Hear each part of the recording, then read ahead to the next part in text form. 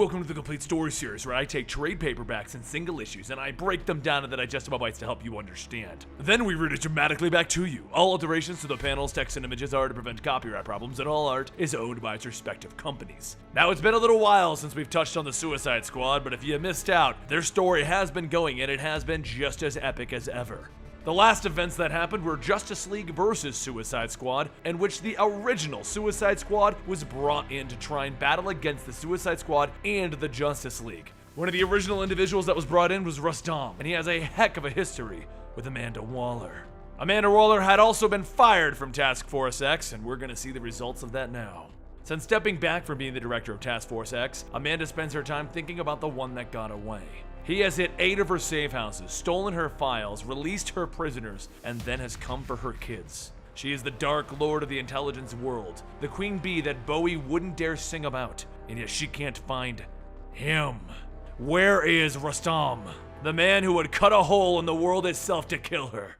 Meanwhile, over in Tibet, as Task Force X descends on their target zone, Harley Quinn tells the team that it's pretty nice getting out of prison. It can get pretty oppressive being a bad guy covertly working for the good guys, taking out other bad guys because of the brain bombs that the good guys illegally and immorally put into their brains. Boomerang shouts, "For the sweet love of Kyle, shut up!" Rick calls back for the first time. Boomerang is right on something, so concentrate on the matter at hand and blow the bastards to hell in the name of freedom. Rick then tells the Enchantress to do it, and she says fine. She'll double the level of disgust of this foul reptilian, to which Croc tells her, "I love you too." As Enchantress finishes her spell, Croc grows in size and he lands, crushing the soldiers down below. And with one firefight underway, one of the soldiers escapes back to the control room. Rick calls out to Boomerang and Boomerang throws a boomerang. Boomerang's the name, and Boomerang, I forgot what I was saying. The boomerang flies through the air, hitting the soldier in the leg, and he yells that he surrenders. He's gonna wipe the hard drive. Rick tells him that if he does that, he's going to let Katana here take his head off of his shoulders. So don't do that. The soldiers yell that they're US military. There are protocols, Geneva Convention. They can't shoot him if he surrenders. 2 shots are fired, one hitting the man's hand and head. Rick and Katana turn back, and Floyd, aka Deadshot, tells him, "I'm not military." A short while later, Rick radios back to Harcourt that the Annihilation Brigade isn't here. The intel is flawed. It's as if they knew their moves before even they did. From here on, they have to assume that they have someone on the inside giving out the information. Harcourt says that it was a failure then, and Hack says that she's downloaded the base's hard drive right now. Hopefully, it will have enough on it to finally decrypt the Russian prison files. Back in Tibet, Boomerang asks if anyone's up for some curry, and Harley says that he has a point. Not about curry, but they do need a break. As Croc starts to eat the bodies of the dead soldiers, he says that Harley is right. He's been quite stressed out lately. Rick radios back telling everyone that the team is right, they do need a break, and Harcourt doesn't answer, and Hack says that she's going to have to go into Belle Reeve's hard drive to match up the new data. Harcourt tells her that her permission is granted and report any findings to her and her alone. As Hack travels into the network, she starts sifting through the files, and then she reaches back out of the computer, holding a jump drive stating that this is all that's been found so far. It's possible that they've been compromised. They are in danger. A hand reaches out, taking the drive, and Amanda says that she knows. Scores are about to be settled. Later in General Zod's holding cell, Amanda stumbles around him drunk, because she tells him how sometimes sacrifice is a necessary thing.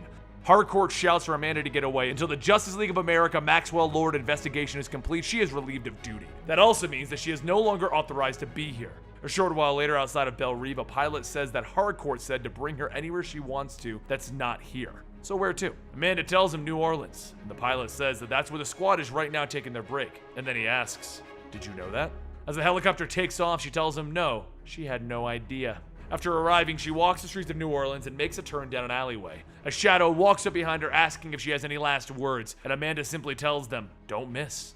The gun is fired and the bullet fires straight into Amanda's heart.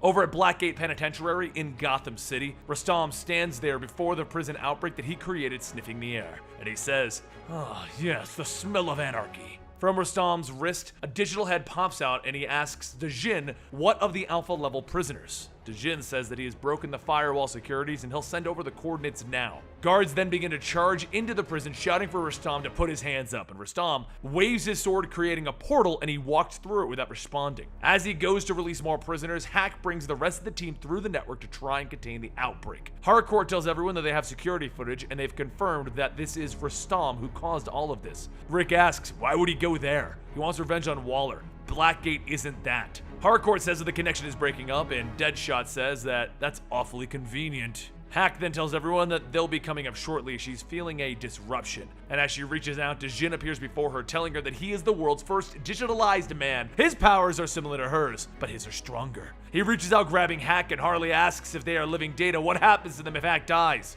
Suddenly, the digital world starts to shake as the team is sucked back out and thrown into the middle of Blackgate prison. Boomerang shouts, "I still got my shins! Oh god, they're still attached!" Rustam looks down at the squad and he tells them that they're just another suicide squad, while they're slaves of repression.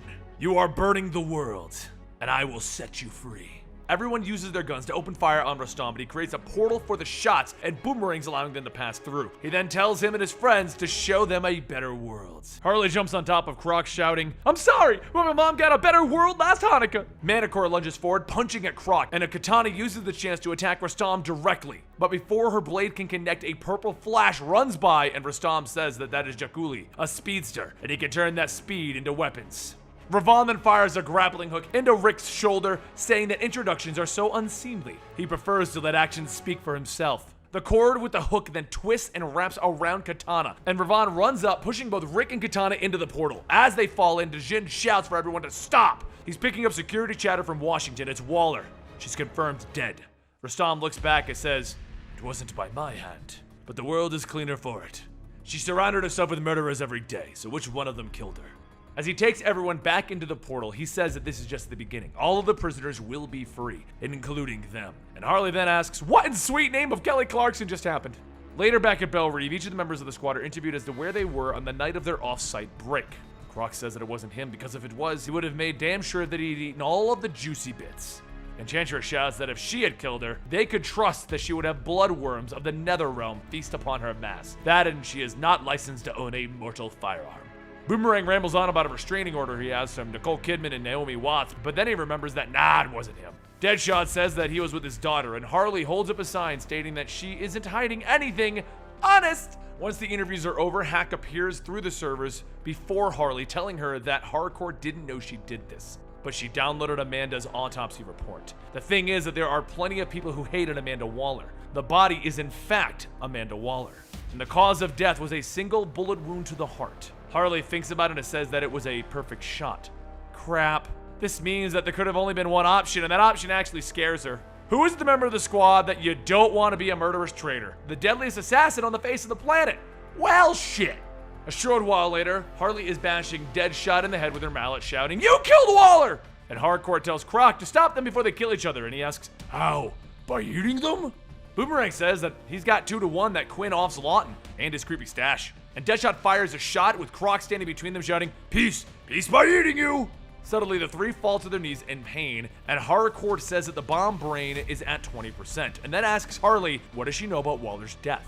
Harley shouts that the gunshot that killed her was perfect, too perfect. Deadshot was in New Orleans the same night. He kills people for money, he sold us out, and he's either working for Rustam or the people.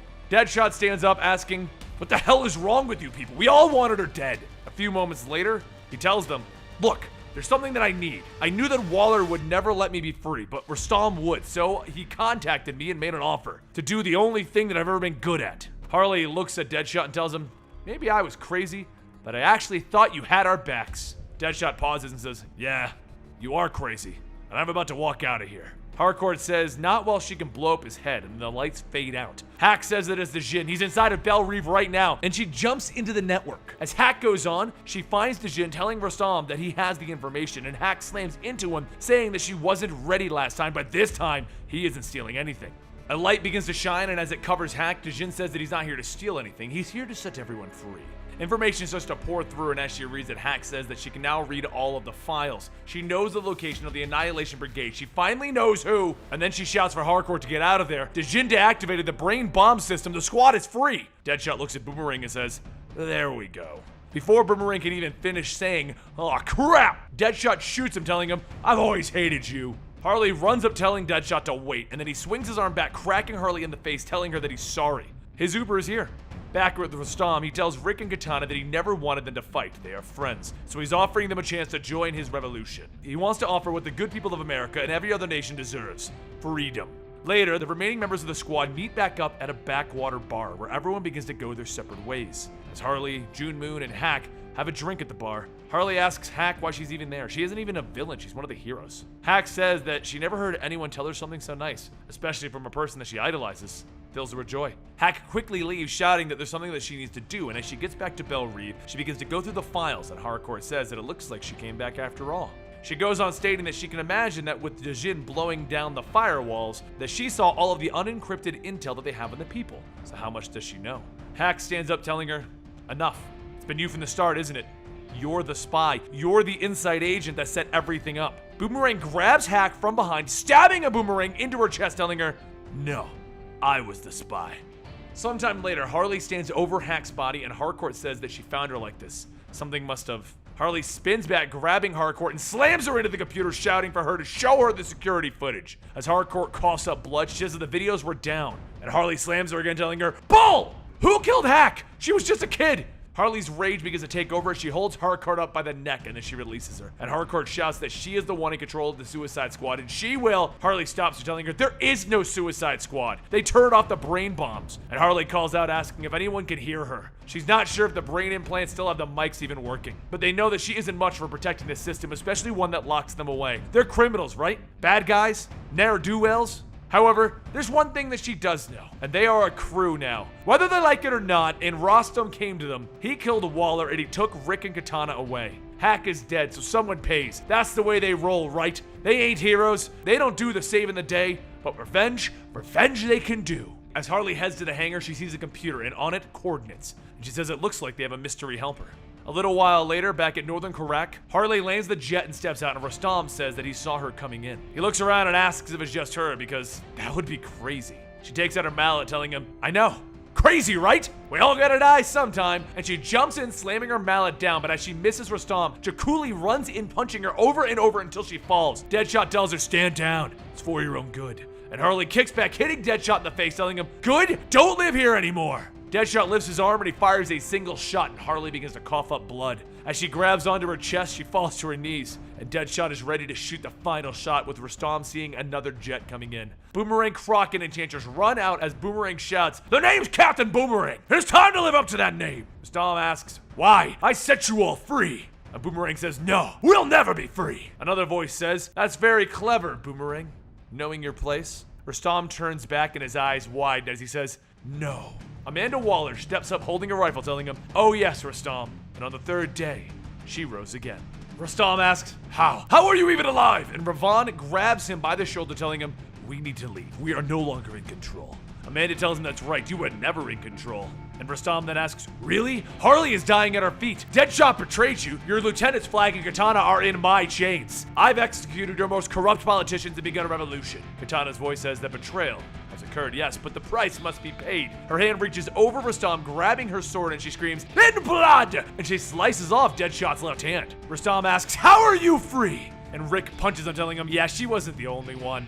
Harley picks herself up, saying, you see, when I swung, I wasn't aiming for you. I was aiming for the chains. So for me to be dying at your feet, well, avert your eyes, ladies and gentlemen. Because this is the job for a Kevlar Vest Girl. Power set. Bullet stopping while undermining sexist expectations. Harley points out and yells, Suicide Squad, attack! Make defamatory comments, use sarcasm! And Boomerang says, I get it, now get out of the way. Boomerang throws the boomerang into Ravon's chest and he jumps onto it while Enchantress grabs both Jakuli and Dejin. Croc charges at Manticore as Amanda Waller and the others focus their attacks on Rostam. As Boomerang pulls out the bloodied boomerang, Ravon's head rolls back and Boomerang quietly says, that was for Hack. As Katana holds the Soul Taker sword at Jakuli's neck, he shouts for Rostam to run. Rostam opens up a portal stating, yes, I will run. I will always run to Amanda Waller. He slices through Amanda's rifle, but before he can swing again, there's a gunshot through his back. He looks back asking, why? And Deadshot tells him, both you and Waller promised my daughter. And as he collapses, he manages to get out. I just figured I'd go with Waller since she always wins. Rostam looks at Amanda and telling her, not this time. We have killed too many of your leaders. We have started the cleansing that humanity will follow. Amanda smiles, telling him, no. You assassinated figures who I needed removed. There is a threat far greater than any of you could possibly offer. The politicians killed were covert agents for an organization that we've been tracking called the People. I ordered Deadshot to shoot me, contact you, and work through you. Amanda laughs, telling him, so here we are. You doing my dirty work just like the old times, Rostam.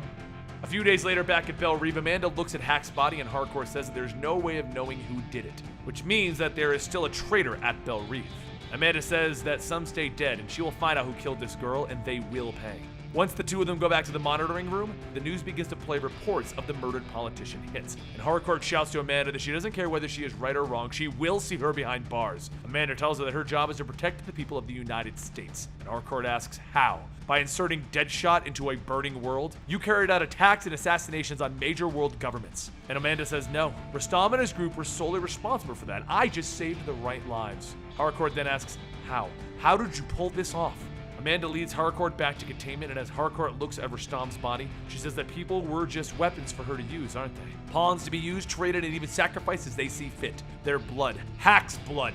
Amanda stops her, also adding, my blood, and then asks if she's ever been shot in the heart before. The people are circling the Annihilation Brigade, want what was stolen from them, but Rustam was getting closer to my children, and I decided to remove myself from the playing field. That's why I had Enchantress create a magic bullet, but for it to work, the shot had to be precise. And so, I was killed. Harcourt says, you died? You actually died? Did you see hell? Amanda tells her that she got to see her children cry as they lay a coffin with their name into the ground. She was doing what a mother should do, so yes, she went to hell. As they continue entering General Zod's cell, Amanda goes on telling her that her squad brought in Rustam, and because of that, the president has to forgive all of the Max lowered business and fully restore her control for Task Force X, along with the full backing to use all of the weapons at her disposal, including General Zod. Now for the next part to work, she's going to need something incredibly rare. Something that nobody possesses, and there's only one man that she can turn to for it. The doors open up, and a man tells Amanda that this is an enticing surprise.